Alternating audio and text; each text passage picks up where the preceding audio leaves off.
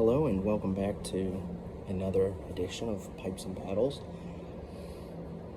Keeping in the theme of the Civil War, we wanted to talk about the Battle of Chancellorsville, whose anniversary will be coming up next month. This action took place April 30th through May 6th of 1863 and was the next major campaign fought in Virginia after the Battle of Fredericksburg, which we covered last episode. After Fredericksburg, another Union attempt to capture Richmond had failed, and Ambrose Burnside, was relieved of command in favor of Joe Hooker, also known as Fighting Joe Hooker. Lee wanted him in command as he had developed a good reputation on the divisional level.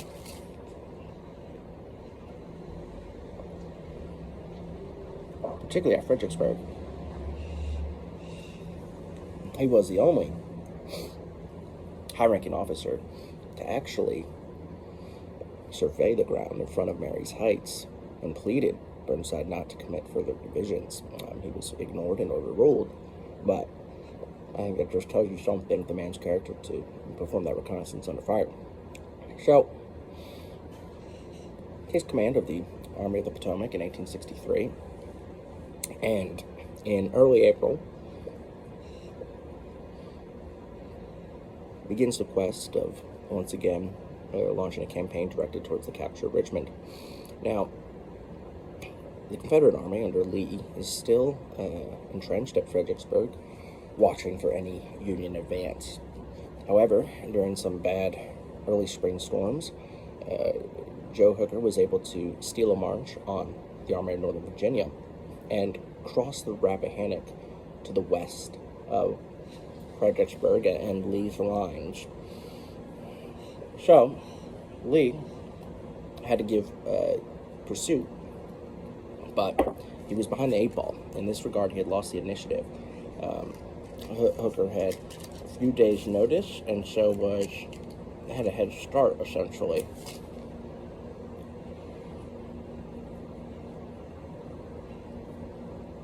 Pardon me for having to keep relight. It's a bit windy out here. I keep losing my light. This is my more everyday pipe, Briarwood.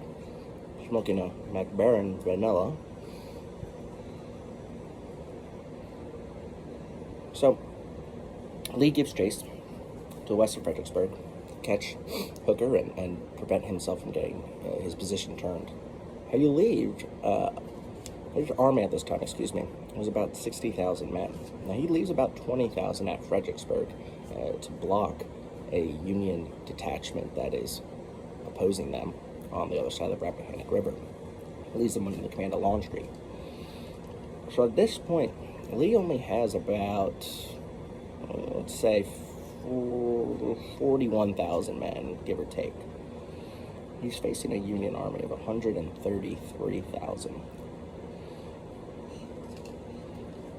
But an army of that size is not marching and arriving at a location at the same time. And so the critical action takes place at Chancellorsville, which is a crossroads to the west of Fredericksburg, where if the Union could have secured this crossroads, it would have greatly facilitated their advance in and around Lee's flank and onward to Richmond. The action begins May the 2nd. Hooker has the initiative. He's pushing towards the crossroads and meets the vanguard of the Army of Northern Virginia, who, in a sharp engagement, manages to hold the crossroads.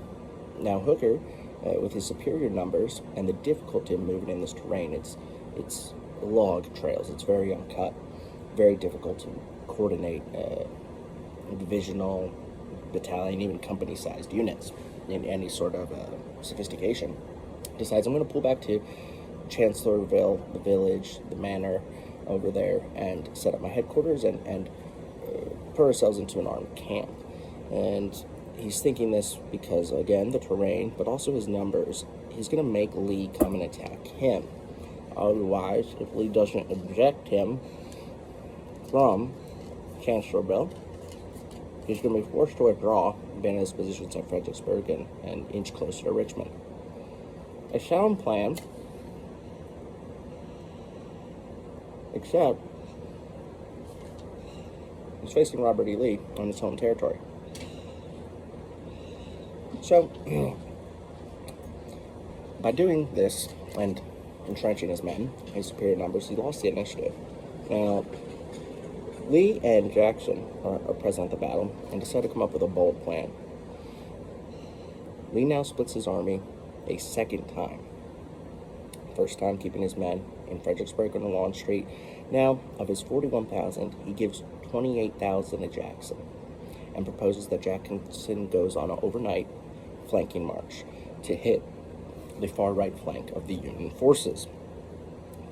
In the meantime, though, which speaks to the bold daring of this plan, Robert E. Lee is only going to have 13,000 men facing the Union front of 70,000 men.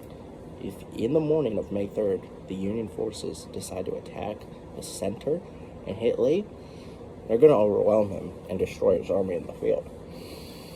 Well, about 7 a.m., Jackson and his 28,000 men, the bulk of the army, the Confederate army at Chancellorsville, go out on their flanking march.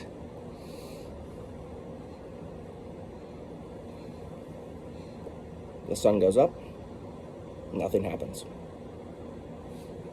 Lee holds positions, Hooker does not advance. The day wears on, nothing happens. Lee launched maybe a small diversionary action to keep the Union forces hunkered down, but nothing serious goes on.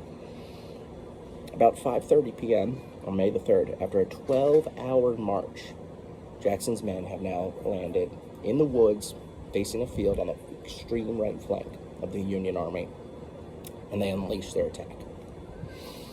Mind you, it's May, they've been marching all day, they're fairly tired, and they go right into battle. Facing them was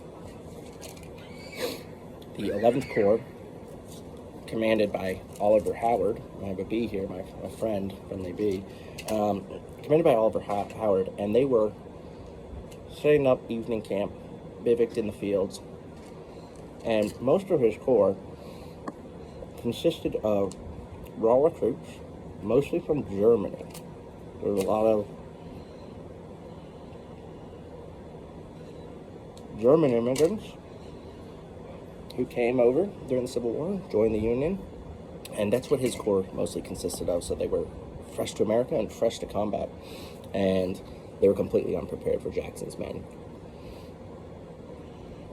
Jackson rolls them up. It's mass confusion. Brigade after brigade break. They're fleeing to Hooker's headquarters at Chancellorsville Manor. It seems like the whole army is about to get rolled up. The only thing that stops this from happening is darkness falls. And in these woods, it falls quickly and heavily. So, despite the success, and despite Jackson's pleadings to Lee, he has to stop the attack, reorganize his men, rest them after their march, and sit in for the night.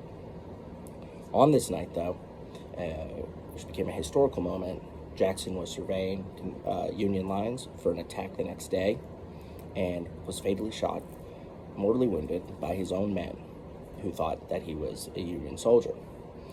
This arguably could have turned the course of the war, but certainly put a damper on the rest of the battle. So far, though, it's a strong Confederate victory. The next day, both sides kind of go at it. Lee tries to take, he's reunited his forces by now, the two wings that he separated, and he's trying to overrun, essentially, Chancellorsville Manor. He is unsuccessful in doing so, but at this point, the Union forces are so battered and demoralized that they have to withdraw from Chancellorsville Manor as their position turned precarious and cross back over the Rappahannock. Simultaneously, though, on May the 4th through the 5th, the Union forces in Fredericksburg did overrun Longstreet's men, covering Mary's Heights, which we're familiar with, and were pushing to hit Lee in the rear. After the Union withdrawal at Chancellorsville, Lee rushes his men back to Salem Church, His men in Fredericksburg fought a rearguard action. His army arrives just in time, and they're able to beat back the Union advance from Fredericksburg, so his army doesn't get hit in the rear. The Union withdraws over the Rappahannock, and the strategic situation remains much the same as it did at the start of the campaign season. So the significance of this battle is, once again, another Union push for Richmond fails under a new officer, commanding general, and Lee, this was probably his greatest victory. He displayed his tactical genius. He split his army not once, but twice, one of the most daring flanking moves in front of superior numbers, and defeated a much larger force. And so it was probably his most stunning victory. Though, in the big picture, long term, he certainly mourned the death of Stonewall Jackson. Thank you for tuning in. Hope to see you next time.